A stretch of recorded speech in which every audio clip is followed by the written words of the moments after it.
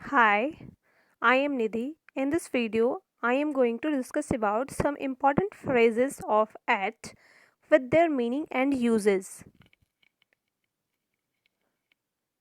First phrase is at once means happening or done quickly. In other words, we can say it immediately or suddenly. In Hindi, we can say it turant, jaldi. That means वैसी स्थिति जब हमें बताना हो कि हम कोई काम तुरंत करते हैं, जल्दी करते हैं। For example, I shall come back at once,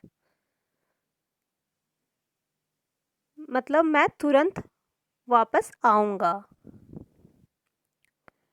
another example is here, the women met at a party and become good friend at once, मतलब औरतें एक पार्टी के दौरान मिली, एक पार्टी में मिली और फिर वो तुरंत से अच्छी दोस्त बन गए, वो अच्छे दोस्त बन गए। Other phrase is at one's wit's end. That means to be so worried, confused or annoyed. Means जब कभी हम बहुत परेशान हो जाते हैं, कंफ्यूज हो जाते हैं, हमें समझ नहीं आता कि हम क्या करें और क्या नहीं करें, वैसी स्थिति में, वैसे सेंटेंसेस में हम इस फ्रेज़ का यूज़ कर सकते हैं। For example, I am at my wits end to decide what to do और वॉट नॉट। मीन्स मैं अपना विवेक खो चुका हूँ, मैं ऐसी स्थिति में हूँ जहाँ पे मैं डिसाइड नहीं कर पा रहा, निश्चय नहीं कर पा रहा कि क्या मेरे लिए सही है और क्या गलत है। Second example is here, I am tried to do my homework for an hour and now I am at my wits end, मतलब मैं 1 घंटे से प्रयास कर रहा हूँ अपने होमवर्क बनाने का, कंप्लीट करने का, लेकिन मैं पूरा नहीं कर पा रहा और अब मैं अपना विवेक खो चुका हूँ, मतलब अब मैं पूरी तरह से कंफ्यूज हो चुका हूँ, मुझे समझ नहीं आ रहा है कि क्या मुझे करना चाहिए, कैसे ये परेशानी सॉल्व होगी। I think you understand this phrase. Let's move to another phrase. Next phrase is at fault. At fault means responsible for an undesirable situation in the wrong, मतलब कि एक ऐसी स्थिति उत्पन्न होना जब आप दोषी, अपने आप को दोषी समझ रहे हो या किसी को दोषी ठहरा रहे हो। Through example we can understand it well. First example is here, we recover compensation from the person at fault, मतलब जब हम किसी व्यक्ति को दोषी पाते हैं तो हम उसको कंपेंसेशन मतलब मुआवजा लगाते हैं, उसे फाइन लगाते हैं। इस टाइप के एग्जाम्पल्स पे हम इस फ्रेज़ का यूज़ कर सकते हैं। Another example for this, you are at fault in this case, मतलब तुम इस स्थिति में दोषी हो। जब अगर हम किसी को बता रहे हों कि आप इस स्थिति में नहीं, आप यहाँ पे गलत हो, वैसी स्थिति में हम इसको यूज़ कर सकते हैं। Next phrase is at large. At large means free in general words. In other words, we can say at liberty, escaped or not at captured, मतलब जब हम हमारे कैद में कोई ना हो, स्पेशली ऑफ अ क्रिमिनल और डेंजरस एनिमल। मीन्स हम इस फ्रेज़ का यूज़ खास तौर पे क्रिमिनल्स के लिए करते हैं, अपराधियों के लिए करते हैं, या फिर जंगली डेंजरस खतरनाक जानवरों के लिए करते हैं। Example for this, the prisoner is at large now, मतलब प्रिजनर मीन्स होता है कैदी, प्रिजनर मतलब कैदी अब आज़ाद हैं।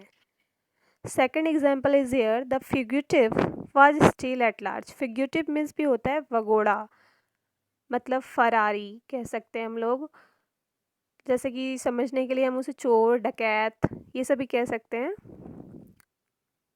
मीन्स कि चोर अभी भी आज़ाद घूम रहा है, अब तक आज़ाद घूम रहा है।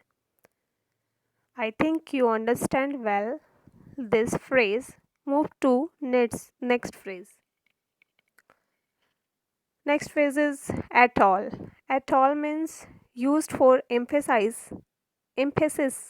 when you are saying or asking whether something is even slightly true, especially afterwards, such as any, anything, anyone or nothing. Means जब हम किसी चीज़ को जोर देने के लिए उपयोग कर रहे हों तब किया जाता है। जब हम किसी से कहते हैं या पूछते हैं कि क्या इस बात में थोड़ी भी सच्चाई है, या कुछ विशेष शब्दों के लिए शब्दों में हम उसका यूज़ करते हैं, जैसे एनी मीन्स कोई, कोई भी, एनीथिंग, एनीवन, नथिंग जैसे शब्दों के साथ हम इसका जगह पे, मतलब उसके जगह पे, वैसे प्रश्नों की जगह पे हम इसका उत्तर देने के लिए ऐसे इसका यूज़ करते हैं। First example is here, you don't have any money at all. क्या तुम्हारे पास बिल्कुल भी पैसे नहीं हैं? तुम्हारे पास बिल्कुल भी पैसे नहीं हैं। Second example, I don't know Latin at all, मतलब मैं लैटिन लैंग्वेज बिल्कुल भी नहीं जानता। डैट मीन्स एट ऑल का मीन्स यहाँ पे हो रहा है बिल्कुल, बिल्कुल के सेंस में यहाँ पे फ्रेज में यूज़ किया जा रहा है। Another phrase is at 6 and 7, that means in a state of total confusion, मतलब एक ऐसी स्थिति उत्पन्न होना जहाँ पे आप पूरी तरह से कंफ्यूज हों कि क्या करना है। Example is here, everything is at 6 and 7 here, मतलब यहाँ पे सारी चीज़ें कंफ्यूजिंग है, समझ में नहीं आ रहा कि क्या सही है क्या गलत है यहाँ पे।